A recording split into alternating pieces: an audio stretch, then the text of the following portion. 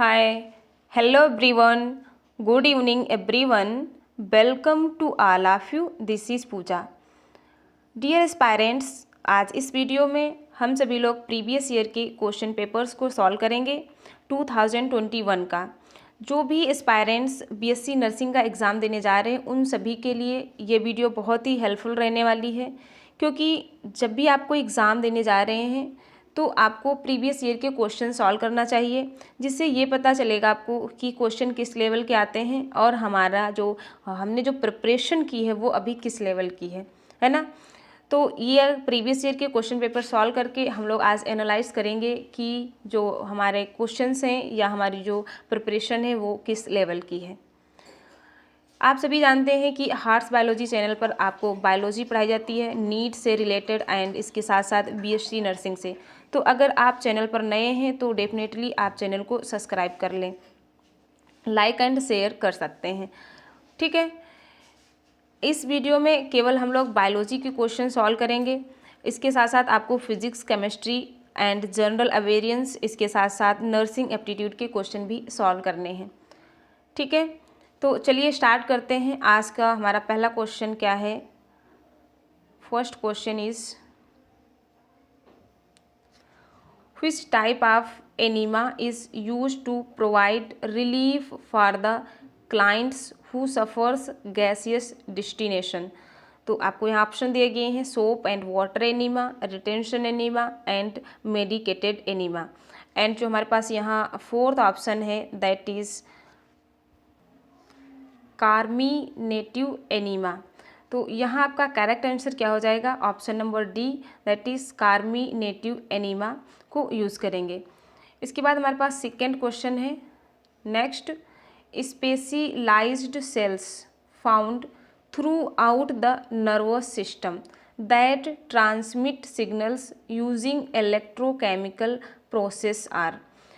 ऐसी कौन सी सेल्स हैं, ठीक है, जिनमें स्पेशलाइज्ड टाइप की वो सेल्स हैं हमारे नर्वस सिस्टम में और क्या कर रही हैं, सिग्नल को ट्रांसमिट कर रही हैं, इलेक्ट्रोकेमिकल जो सिग्नल्स हैं इन्हें ट्रांसमिट करती हैं। तो क्या है वो सेल्स? सोमा, डेंड्राइट्स, न्यूरॉन्स या फिर एक्सॉन्स।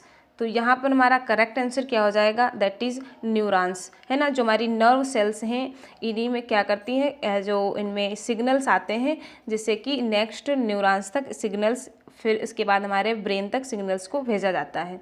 तो जो हमारे न्यूरॉन्स हैं ये स्पेशलाइज्ड टाइप की सेल्स हैं जो कि इलेक्ट्रोकेमिकल सिग्नल्स में रोल प्ले करती हैं।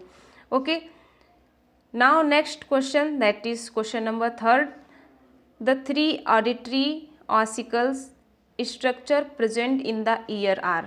वेरी वेरी इंपॉर्टेंट, आपको इसे अच्छे से याद रखना है। आपके एनाटॉमी से क्वेश्चन लिया गया है। जो हमारे पास ईयर है उसमें जो थ्री ऑडिटरी बोन्स प्रेजेंट हैं वो क्या हैं?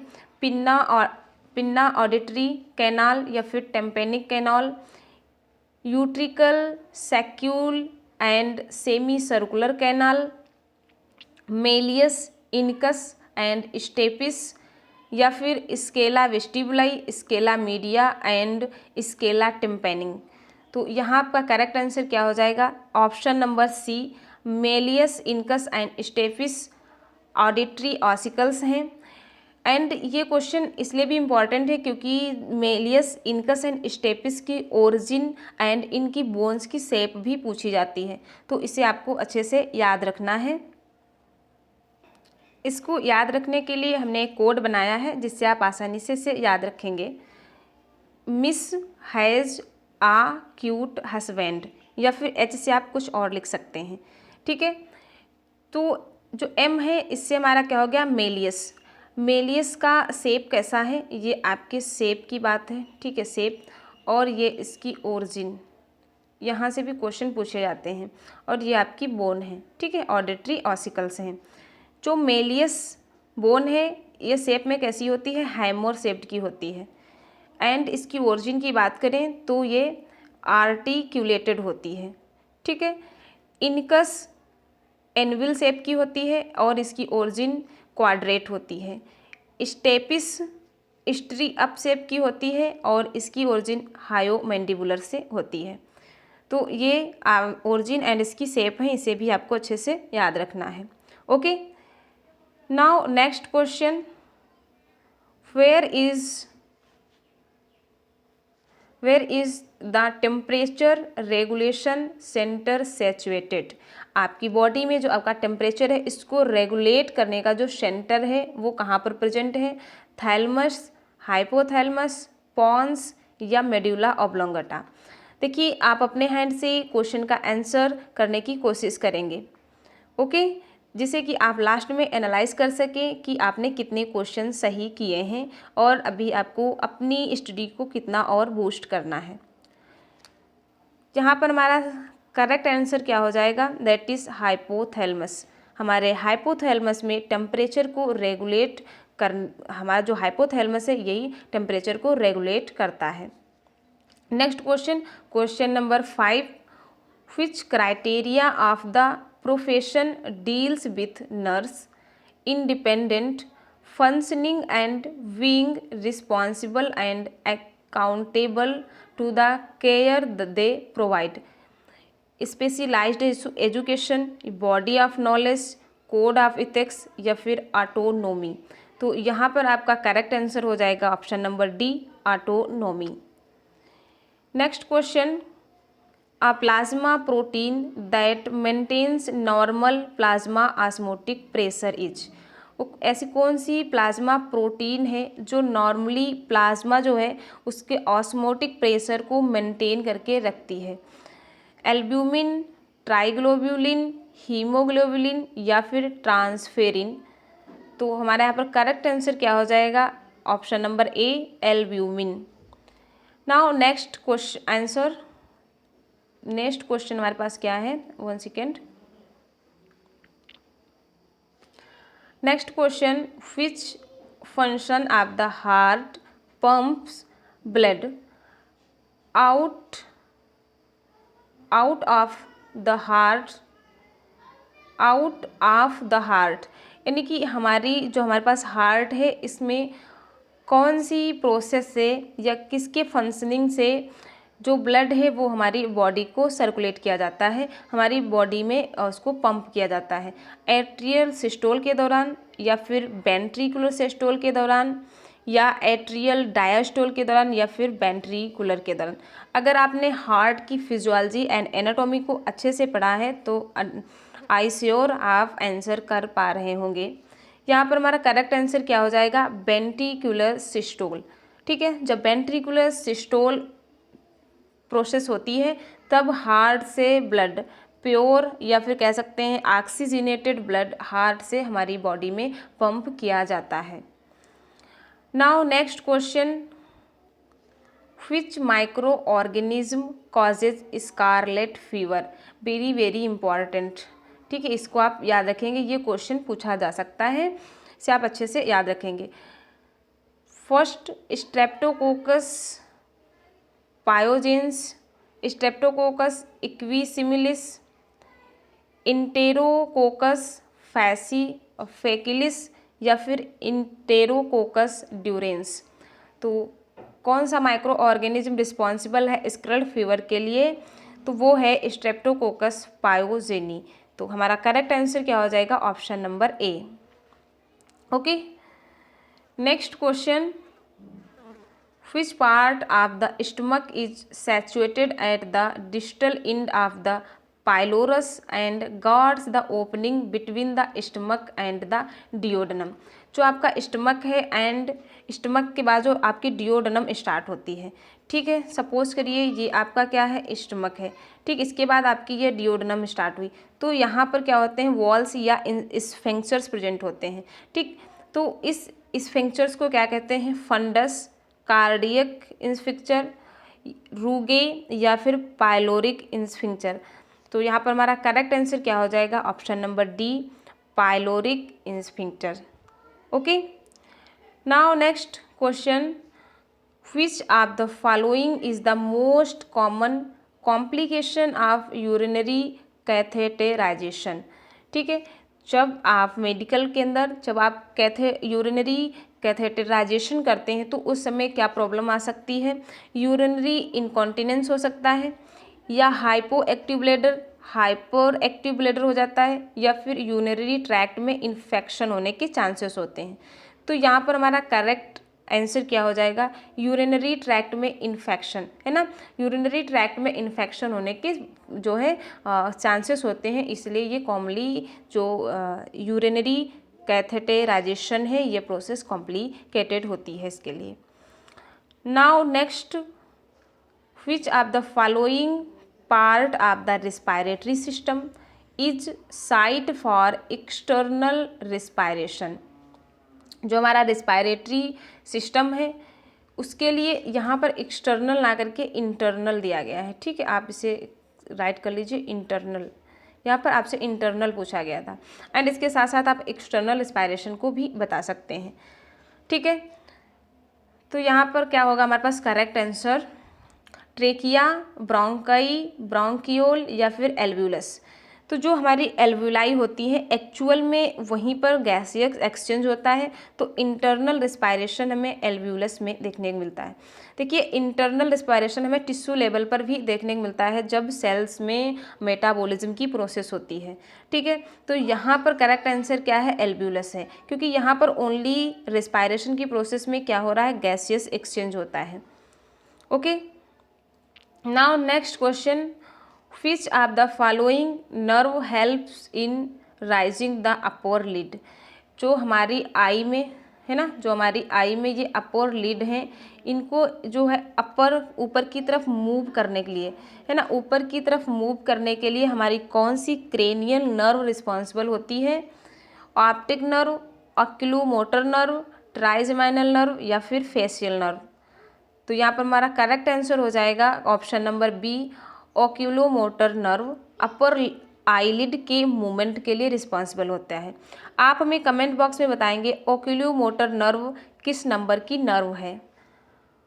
Now next question, question number 13, the bone that has acromion process and coracoids process.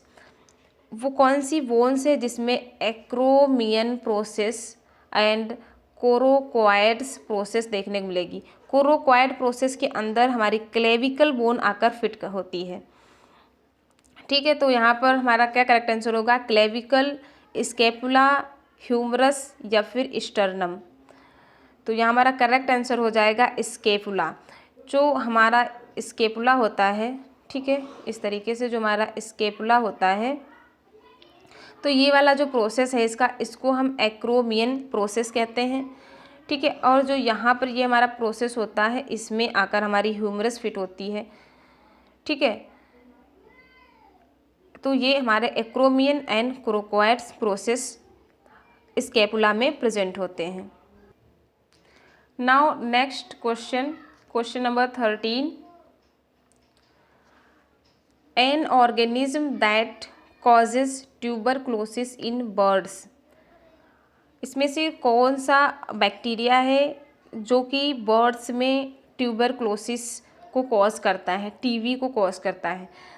First, mycobacterium tuberculosis, mycobacterium bovis, mycobacterium microti, mycobacterium avium. तो यहाँ पर हमारा करेक्ट आंसर क्या हो जाएगा, माइकोबैक्टीरियम एवियम। जो माइकोबैक्टीरियम एवियम है ये बर्ड्स में, ये पक्षियों में ट्यूबरक्लोसिस को कॉज कराता है, जबकि माइकोबैक्टीरियम ट्यूबरक्लोसिस जो है ये ह्यूमंस में जो है ट्यूबरक्लोसिस को कॉज करवाता है, क्षय रोग को, ठीक है।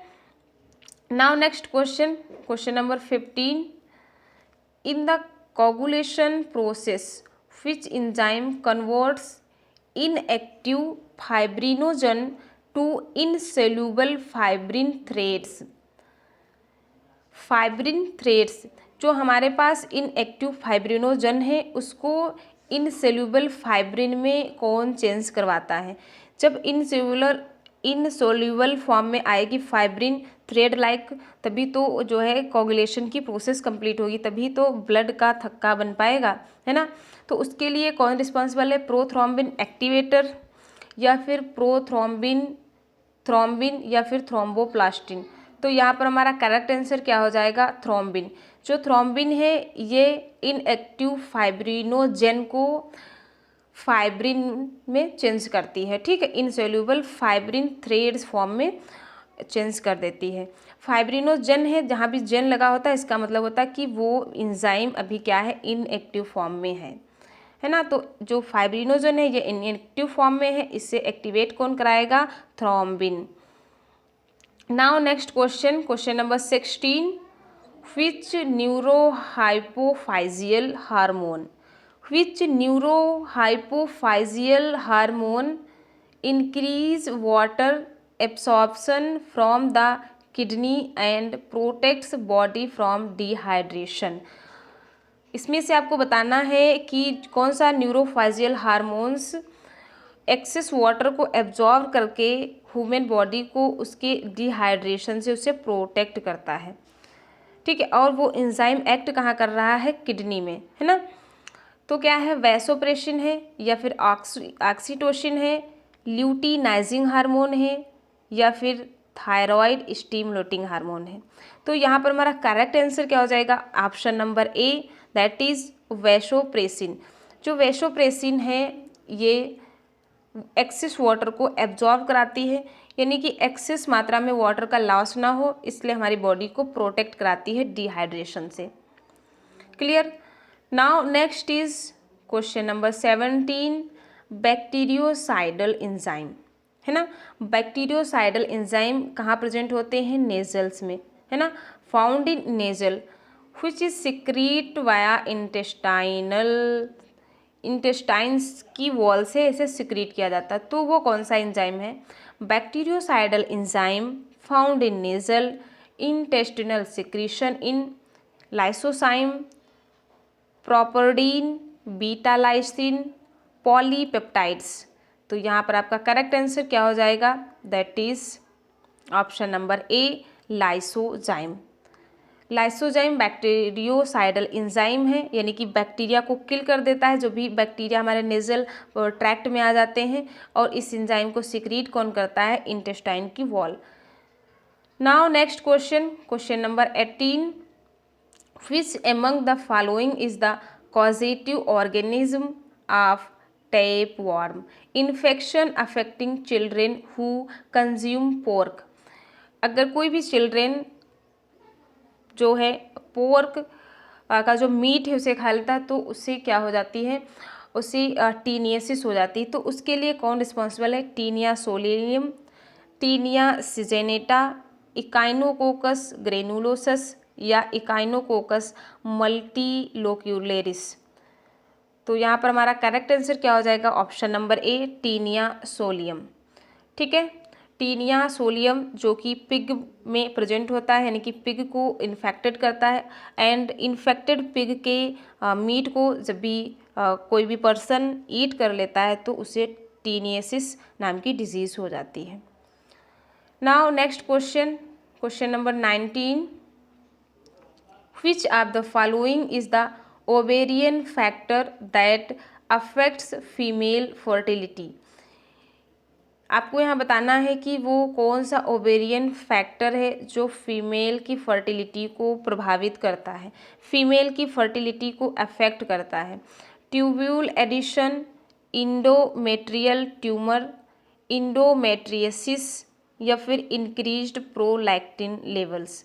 तो यहाँ पर हमारा करेक्ट आंसर हो जाएगा option number D, increased prolactin levels. अगर प्रोलैक्टिन का लेवल इंक्रीज होगा तो क्या होगा, उसकी फीमेल की जो फर्टिलिटी है वो डिक्रीज हो सकती है या अफेक्टेड हो सकती है, ठीक है। Now next question, and this is a last question this session, question number 20, that is which of the following disease is characterized by enlargement and tenderness of parotid gland. इनमें से बताना है कि वो कौन सी डिजीज़ है जो वायरस के थ्रू जो है वायरस के इन्फेक्शन से पैरोटिड ग्लैंड इंक्रीज हो जाती है, ठीक है। मिसेल्स, मप्स, रुबेला या फिर चिकन पॉक्स। तो यहाँ पर आपका करेक्ट आंसर क्या हो जाएगा, मप्स। जो मप्स वायरस हैं इनके इन्फेक्शन से पैरोटिड ग्लैंड जो है इनलार्ज्ड हो जाती है। पैरोटिड ग्लैंड क्या है? लार्जेस्ट सलाइवरी ग्लैंड है। ठीक है, आपको अपनी टोटल्स जो हमारे पास 3 सलाइवरी ग्लैंड है उनके नेम अच्छे से याद रखने हैं। ठीक, एंड कार्निवोरस में जो हमारे पास 5 सलाइवरी ग्लैंड्स हैं उन्हें भी आपको अच्छे से याद रखना है। ठीक है, तो इस क्वेश्चन का ये लास्ट क्वेश्चन था। आई होप आपने सभी क्वेश्चंस के आंसर करने की कोशिश की होगी, है ना। तो आप लास्ट में एनालाइज कर सकते हैं कि आपने कितने क्वेश्चंस सही किए हैं। क्वेश्चंस की पीडीएफ आपको टेलीग्राम चैनल पर मिल जाएगी, जिसका लिंक आपको डिस्क्रिप्शन बॉक्स में दे दिया गया है। ठीक है, तो चलिए आप अच्छे से अपनी प्रिपरेशन को कंटिन्यू रखिए और आप प्रीवियस ईयर के क्वेश्चन पेपर को सॉल्व करते रहिए। इसके साथ साथ मैं जो है नेक्स्ट वीडियो में कोशिश करूँगी कि आपके लिए कुछ मॉडल पेपर्स लेकर आऊँ, जिससे कि आपको आप अपनी प्रिपरेशन को और बूस्ट कर सकें, है ना। जितने ज़्यादा आप इस टाइम क्वेश्चंस लगाएंगे, क्योंकि अभी आपके पास इतना समय नहीं है कि आप थ्योरी को रटें या थ्योरी पढ़ें, है ना। जितने हो सकते हैं उतने आप क्वेश्चन सॉल्व करने की कोशिश करिए, क्वेश्चन की प्रैक्टिस करिए। ओके, तो फिर चलिए मिलते हैं नेक्स्ट वीडियो में। अगर आपको सेशन पसंद आया है, क्वेश्चंस अच्छे लगे हैं, आपने अच्छे से क्वेश्चन सॉल्व किया है, आपके कुछ कॉन्सेप्ट क्लियर हुए हैं, तो आप चैनल को सब्सक्राइब कर सकते हैं, शेयर एंड लाइक कर सकते हैं। Okay, thanks for watching, till then bye bye, take care.